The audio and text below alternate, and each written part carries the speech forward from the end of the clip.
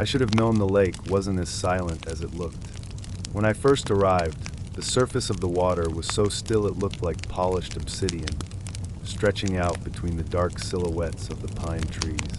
Even the breeze felt held back, moving only enough to brush the tops of the grass. Everything around that lake felt pressed down, like sound itself didn't want to rise into the air. I picked that spot on purpose, right on the edge of the shoreline. I wanted the water as close as possible, so I could fall asleep to the gentle shifting of the lake against the rocks. But during the day, the lake made no sound. None. The air smelled faintly metallic, like rain on old iron, but the water looked untouched, undisturbed, as if it hadn't moved in years. My tent stood maybe 6 feet from where the dark waterline began. Just a thin layer of pebbles, sand, and flattened reeds separated me from the lake. When the sun went down, the temperature dropped fast, locking the whole area in a cold that felt heavier than it should have been. The fire crackled, the flames wobbling like they were struggling to stay lit. And every now and then I kept glancing at the water because I could have sworn I heard something lightly brushing against it. But every time I looked, the lake was flat, motionless, almost reflective enough to show me things in it I didn't want to see. By midnight, the fire had died into a mound of orange coals. I crawled into my tent, zipped it halfway, and let the cold drift around the fabric. That smell, sharp, metallic, almost like wet stone, seemed stronger inside the tent than outside it. I told myself it was just the lake scent settling into the fabric of the canvas. But there was something else mixed in, something that reminded me of old, wet with swelling after being left underwater too long. The kind of smell found where sunlight never reaches. I tried to sleep anyway. The darkness felt soft and heavy, pressing against the tent walls, muffling everything. My breathing felt too loud inside the sleeping bag. I could hear my heartbeat in my ears, slow and dull. Somewhere in the distance, a lone owl made a low, muted call. And then nothing. Just silence, so thick it felt like the whole forest was watching. I must have drifted off for maybe an hour at most. Because when I opened my eyes again, the cold was different. Not natural. Not the kind of cold that comes from dropping temperatures, but the kind that seeps in like fingers, curling around my arms, brushing my face. The air inside the tent felt damp. The scent of the lake was sharper, as if the water had crept closer, spreading itself under the tent floor. I checked my watch. 3:08 a.m. The numbers glowed faintly, trembling slightly in the beam of my breath. Outside, the lake remained quiet. Too quiet. Not even an insect buzzed. The silence seemed to stretch into every direction, filling the trees, the shoreline, the sky. Then I heard it. A sound so soft at first, I thought it was my imagination. A gentle, wet step. Not the sound of water lapping or reeds parting. A footstep. Bare. Heavy with moisture. It landed on the pebble and mud mixture just outside my tent, sinking slightly, just enough that I heard the faint suction of mud giving way. Then another. Slow. Deliberate. As if whoever or whatever was walking didn't care that it was being heard. My breath froze. I stayed completely still, my fingers tightening inside the sleeping bag until the fabric creaked. The footsteps came again, this time closer to the front of the tent. I could trace the movement by sound alone. Water dripping off something, tapping lightly onto the compacted earth. I pictured wet skin, soaked fabric, something dragging along behind it. The steps stopped right beside me, just inches away from the thin tent wall. From the other side of the nylon, I heard a slow exhale. Not warm, like a human breath, but cold, so cold I felt it through the fabric, seeping like a winter draft. And then, the footsteps began circling, slowly, carefully, deliberately drawing a ring around my tent. The mud shifted and squished under the weight with every step, water slipping between whatever toes pressed into the ground. I could hear tiny pebbles being pushed aside, reeds snapping softly. The footsteps didn't rush. They had no reason to. Whoever was walking out there moved like they had all night. I held my breath, trying not to even blink. The footsteps circled again, and again, each lap a little wider, then a little closer, like whoever was out there was examining the tent, trying to understand it. Every now and then, I heard small droplets falling, slow drips hitting the ground. Thick, syrupy drops that didn't sound like water, more like something viscous sliding off skin or fabric. On the third circle, something brushed the side of the tent. A firm drag, like wet fingers tracing along the nylon. The fabric dipped inward slightly, pushing toward me, as if someone was pressing their palm flat against it. There was weight behind it, deliberate pressure, testing the resistance. Slowly the pressure traveled, pushing along the wall, following the curve of the tent, like someone was mapping the shape of my body from the outside. Then the pressure stopped. The footsteps stopped too. Silence settled again, even heavier than before. The air inside the tent thickened with moisture, as if the lake was breathing into the seams. I could feel something close on the other side of the nylon, an almost magnetic pull, like something leaning in. Then the sound returned. But this time, it wasn't footsteps. It was the lake. A soft splash, then another, but not the kind water makes by itself. It was the sound of something stepping back into the lake. Something heavy and soaked, sinking gradually into the water until the noise faded into gentle ripples. I strained my ears, trying to follow the sound, but the lake swallowed everything. No footsteps, no dripping, no breathing, just stillness returning like a thick blanket being laid over the shore. Minutes passed, maybe hours. The cold gradually eased off, receding like whatever had been there took its presence with it. My chest loosened enough for me to finally take a full breath. When dawn crept in, pale and weak, I unzipped the tent slowly. The air outside felt thin and brittle, like a layer of ice was suspended just above the ground. The lake was still dark, but now shimmered slightly in the early light. The first thing I noticed were the footprints. They started from the edge of the lake, deep, wet impressions in the mud. Bare feet, larger than mine, longer, the toes sharp, almost pointed. They trailed all the way to the side of my tent, circling it, not once, but 5 full rotations. The mud was disturbed exactly where I'd heard the dragging. A perfect handprint was pressed into the side of the tent. Wet, dark, fingers too long, palm too narrow. And then the footprints returned to the lake. But they didn't walk back in. They simply stopped at the edge of the water, as if whatever had made them had stepped forward and vanished before touching the lake again. The metallic scent was strongest there, almost unbearable, heavy with cold and something old, something that had been asleep deep beneath the water. I packed up without eating, without even looking back at the tent shape on the ground. My hands shook with every rope I untied. The trees felt too close, the lake too quiet, the air too heavy. As I drove away, the thought kept pounding in my head. The footsteps weren't searching for me. They were circling to keep something else from getting out, or circling to memorize the shape of the tent, the scent of the person inside it, circling until the time was right. And when I think about the prints stopping before the lake, never touching the water again, the realization sinks in deeper each time. Whatever walked around my tent at 3 a.m. didn't go back into the lake. It climbed out, and it's still walking somewhere in those woods.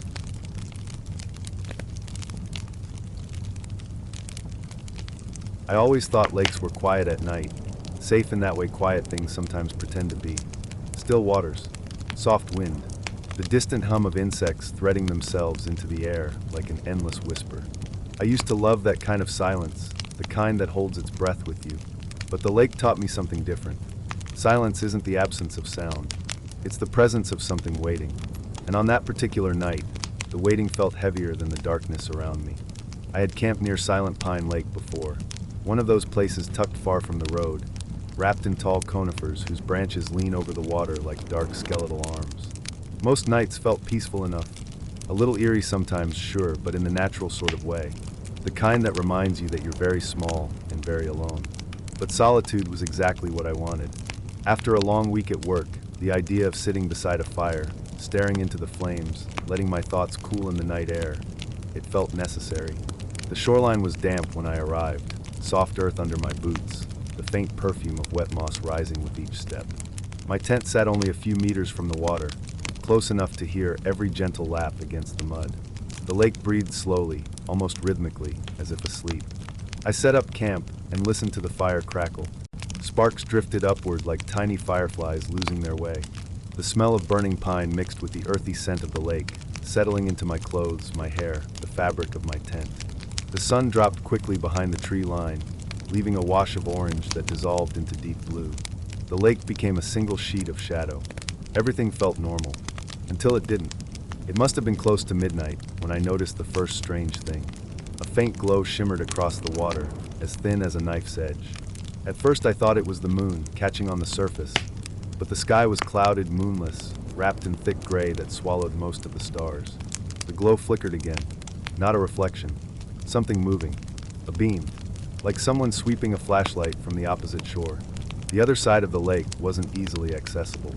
Thick trees, no real trails, a long stretch of steep terrain. Even during the day, most people didn't go over there unless they were experienced hikers. And even then, it wasn't the sort of place you'd wander at night. But the beam glided across the water again, thin, controlled, deliberate.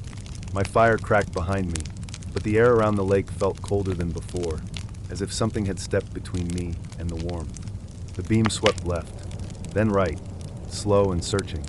I didn't move, didn't breathe much either. It felt like the light wasn't just scanning the water. It was scanning for me.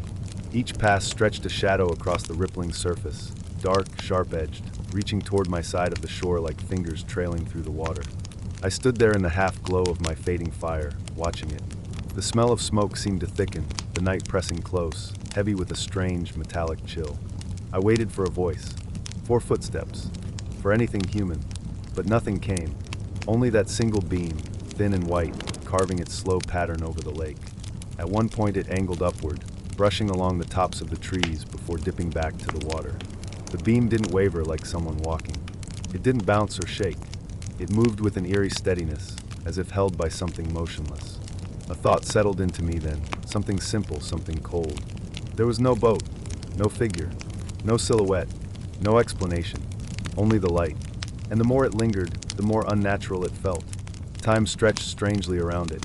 I don't know how long I stood watching, minutes, maybe longer. The insects had gone quiet, as if the sound had been pulled from the air altogether. Even the lake felt still, its gentle movement dimming until the water looked almost glassy.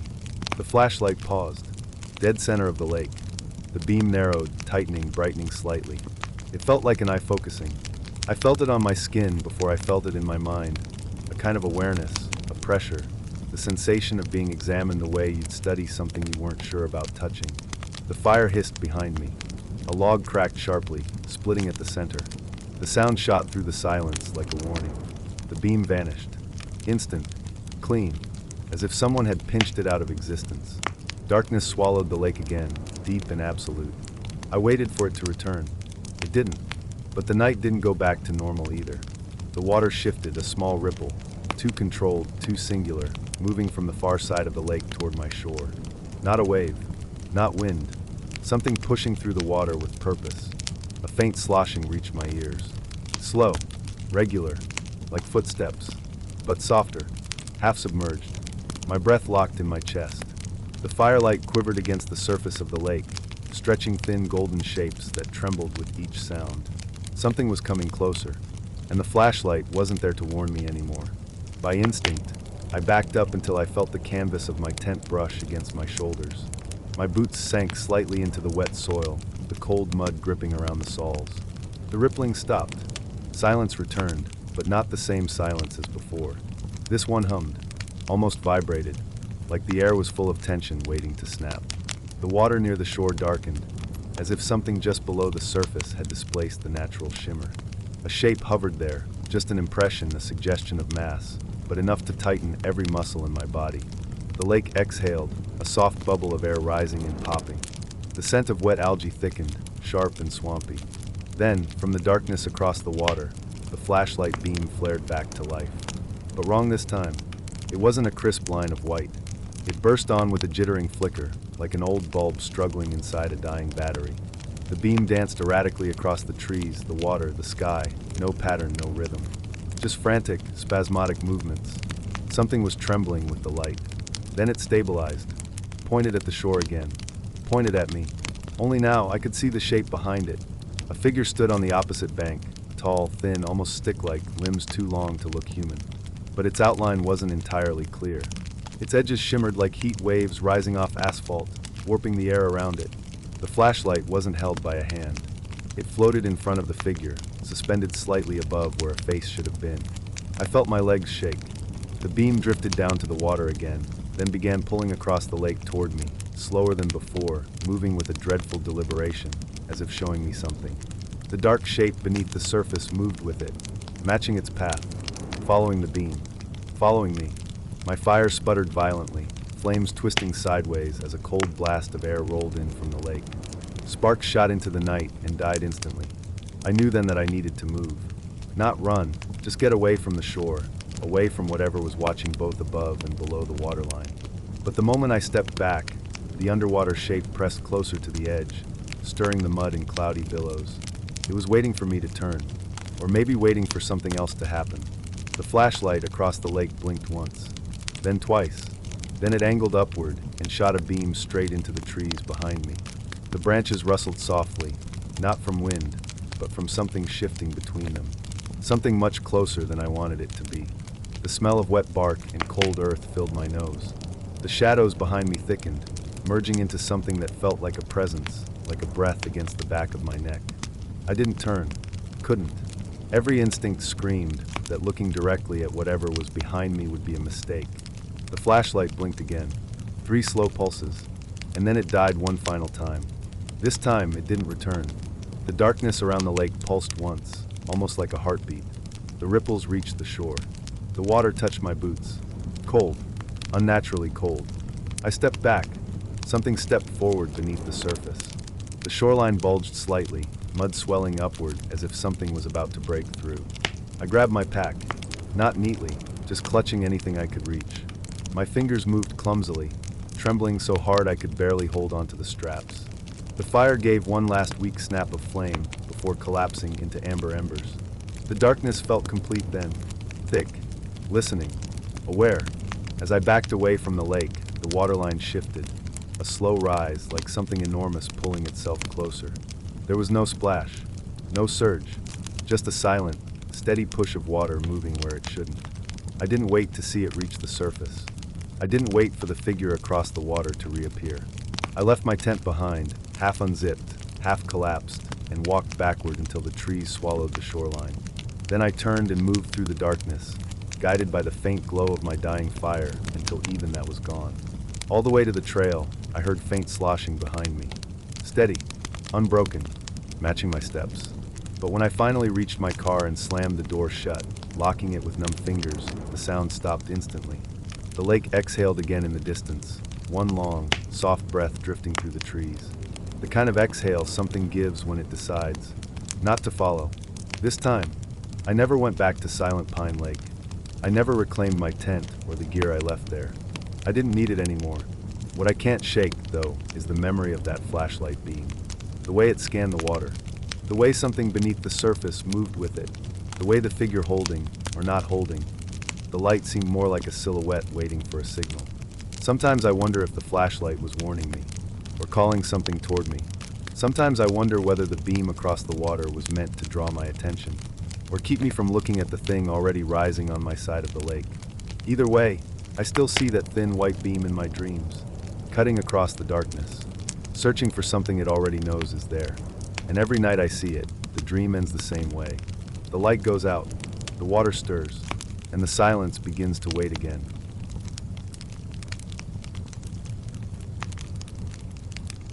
I don't know how to explain that night without first describing the lake itself. It wasn't a place meant for sound. Even hours before sunset, something about it always felt muted, as if the air hovered too close to the ground, thick enough to swallow whatever noise tried to escape. The water stretched out like dark glass, framed by pines that seemed to lean forward, listening.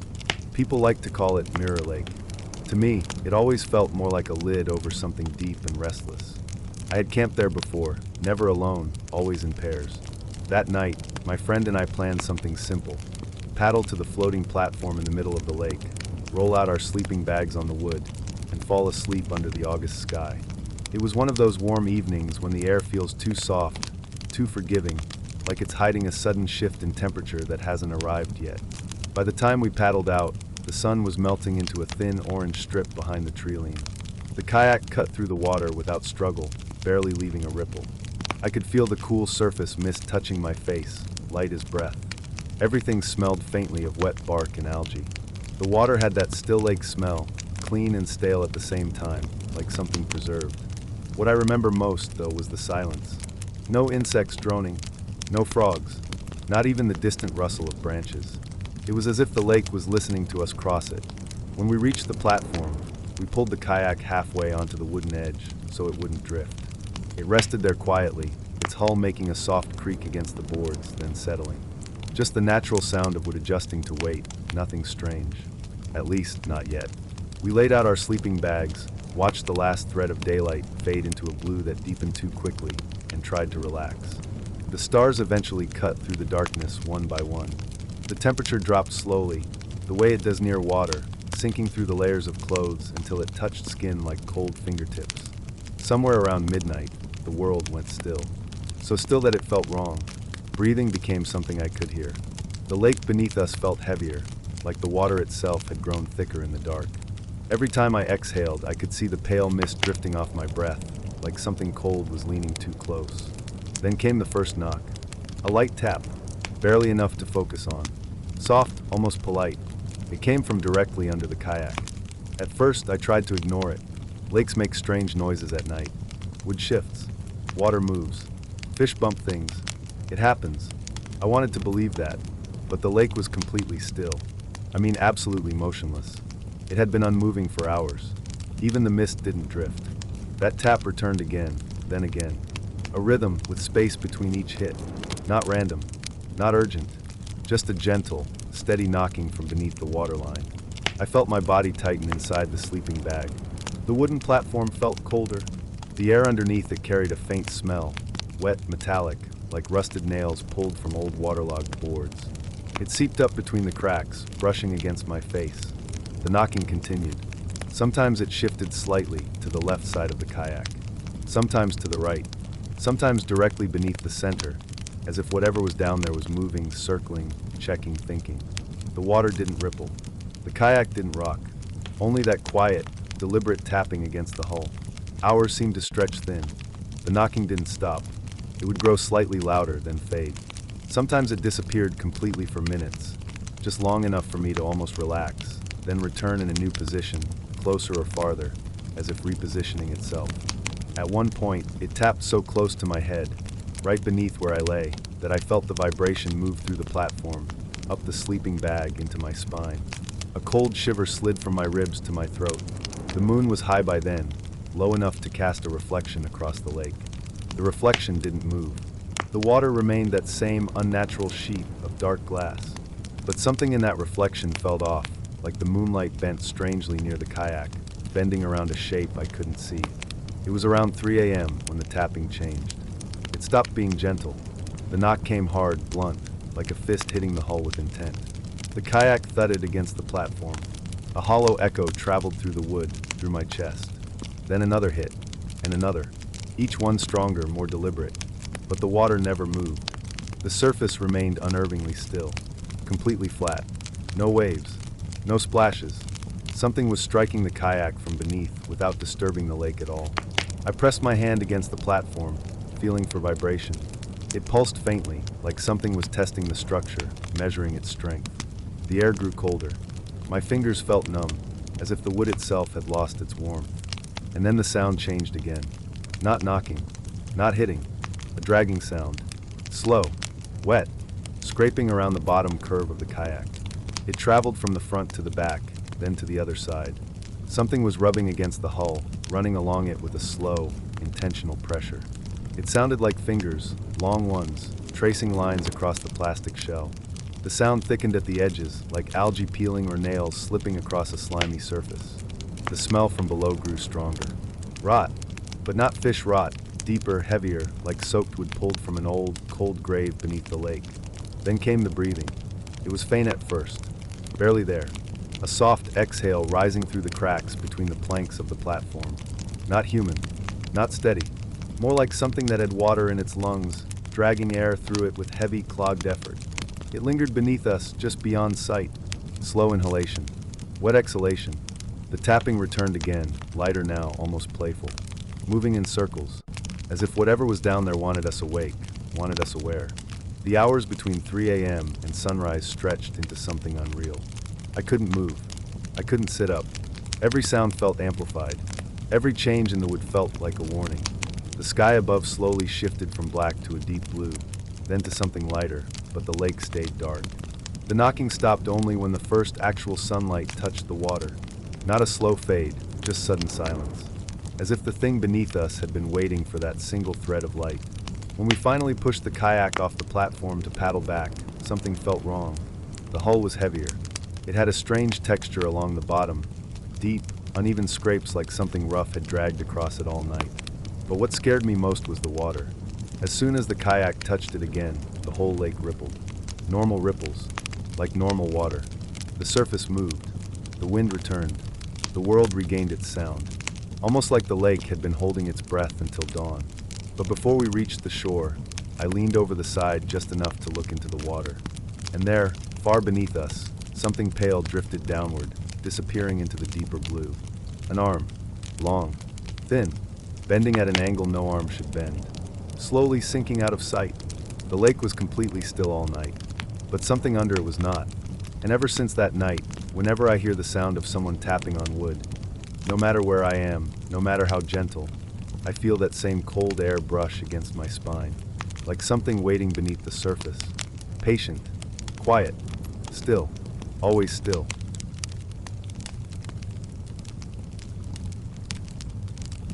I remember the smell of pine needles first. That sharp, resinous scent that cuts through the cold like something alive. It clung to my clothes, my hair, even the inside of my mouth. The forest had been unnervingly still that evening. No wind, no rustling branches, no distant insects humming. Just the crunch of my boots and the soft, muffled echo of water lapping lazily against the rocks of the lake. The sun had already slipped behind the ridgeline, leaving the world coated in a dull blue haze. That twilight hour where everything feels suspended, like the forest holds its breath and watches you move. I had been searching for a campsite for over an hour, something close enough to the lake for water, but far enough from the shoreline to avoid the damp night breeze. The place wasn't remote, at least not on paper. The park rangers marked it as an accessible recreation lake, the kind families usually visit. But when I got there, the air felt wrong. Empty, like the lake hadn't been visited for weeks, despite the fresh footprints on the trail earlier. And then I saw it, a clearing shrouded by tall pines, soft needles carpeting the ground, and just barely visible between trunks a shape. Rounded, dark, not a rock, a tent, not mine, not abandoned, not old. I felt the temperature shift around me before I even stepped closer. The air grew warmer, as if something had recently been burning. When I reached the clearing, I realized the fire pit wasn't cold. The stones were still radiating heat, soft but unmistakable. The ashes glowed a dim orange deep under the charred logs, like a heart still beating beneath gray skin. When I crouched, I could feel it on my face. Someone had been here minutes ago, but there were no voices, no footsteps retreating into the woods, no gear lying around like someone had been packing. Just a tent, a fire, and a strange stillness that clung to every tree around me like a warning. I remember brushing my hand over one of the logs. Warm, warmer than it should have been. Warmer than something left behind by someone simply heading to the lake for water. This fire hadn't been abandoned casually. It felt interrupted. I scanned the ground for signs of life. There were impressions in the pine needles, shallow shapes that suggested someone had been sitting cross-legged near the fire. Deep toe prints leading away in several different directions, like the campers had scattered suddenly, not walked. No backpacks, no cooking gear, no lanterns, just footprints, leading toward the lake. My chest tightened with a strange instinctual discomfort. Footprints should have looked normal, heels digging into the soil, weight distributed naturally. But these trails looked wrong, like the walkers had leaned forward too far, like the steps dragged, the toes dug in deep as if pulled by something stronger than gravity. Still, curiosity won over the cold prickling at the back of my neck. I followed them. The forest between the campsite and the lake felt different than the rest of the trail I had been hiking all day. The air grew damp, the ground squishy beneath my boots. A faint metallic scent drifted through the trees, something that reminded me of wet stone mixed with old blood. The light thinned further as clouds moved overhead, turning everything into grainy shadows. When I reached the lake's edge, the water looked darker than it should have. Almost black, even though the sky wasn't completely night yet. The surface was still, so still that seeing my reflection made me uneasy. It wasn't distorted like reflections usually are on water. It stared back at me with unnatural clarity, as if the lake wasn't reflecting but watching. But the campers weren't there. No discarded fishing gear. No splashes in the distance. No soft murmurs of people waiting or swimming. Just silence. Except, the footprints reached the water. And then they stopped. No sign of turning back. No sign of hesitation. The last prints were half submerged, toes pointing straight into the dark lake. I felt my breathing hitch, shallow and too loud in the quiet. People don't just walk into lakes. Not in late autumn. Not in freezing water. I stepped closer. The lake appeared undisturbed. No ripples, no bubbles, no dragging lines through the mud beneath the surface. Just black glass. The wind finally moved then. A thin, cold draft brushing the side of my neck like fingertips. The trees shuddered softly. Something creaked behind me, maybe a branch, maybe something else. When I turned back toward the forest, the shadows seemed thicker. The campsite flickered dimly between the trees. That faint orange glow from the still warm fire felt suddenly out of place, like an artificial spark in a place that had swallowed all other signs of life. I took a step back toward it. The squishy ground made a soft sucking sound under my boot. Something about the lake's silence felt heavier the longer I stood there, the surface too smooth, too waiting. I tried to convince myself the campers had left, that they'd gone deeper into the forest, that the footprints meant nothing. But the air disagreed. The lake disagreed. The terrain disagreed. Everything around me felt staged, like I had stepped halfway into a scene that wasn't meant for me. When I returned to the clearing, the fire pit looked different. The embers glowed brighter, hotter, like someone had stirred them while I was gone. I crouched again. Heat pulsed against my face, far more intense than earlier. Too intense. I scanned the tent. The flap fluttered once, not enough to be caused by the faint breeze. More like the air inside the tent shifted under its own weight. The smell inside the clearing changed, too. The scent of pine gradually faded under something else. Something faintly sweet but metallic enough to cause a sharp sting at the back of my throat. A scent that reminded me of rotting lake weeds mixed with rust and old smoke. I touched the side of the tent. Warm. Not from the sun. Not residual heat. Warm like breath trapped inside. I hesitated, waiting for a sound. Any sound. Nothing came. But the warmth felt wrong. Too human. Too recent. I backed away from the tent, letting the branches of the pines swallow the structure from view. The clearing felt like a mouth I had stepped inside without realizing, and now some instinct told me the teeth were closing. I forced myself to look again at the fire pit, trying to understand.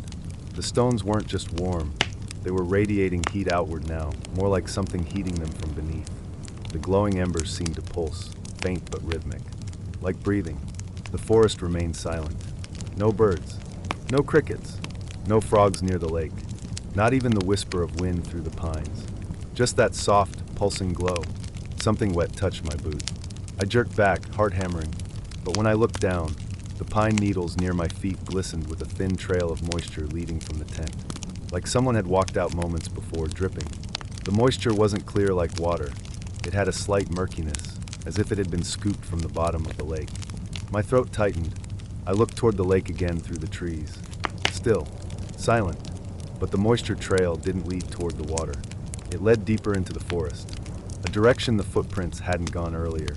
I followed the trail with my eyes, not my feet. The shadows between the trees formed uneven shapes, tall, narrow silhouettes that could have been trunks or not. The deeper I stared, the more I felt something stare back, hidden in the blackness. A soft crack echoed among the pines. Not far, close enough that the vibration seemed to travel through the ground. Then something else, a faint, wet sound. Not footsteps, more like something being dragged. Slowly, methodically. The warmth of the clearing suddenly felt suffocating. The glowing embers began to flicker, as if responding to whatever moved in the forest. The air shifted, a pressure pushing inward, as if the forest itself inhaled. I stepped back again, inch by inch, my boots pressing into the soft earth. The trees seemed to lean, subtly bending toward the clearing, toward the fire, toward me.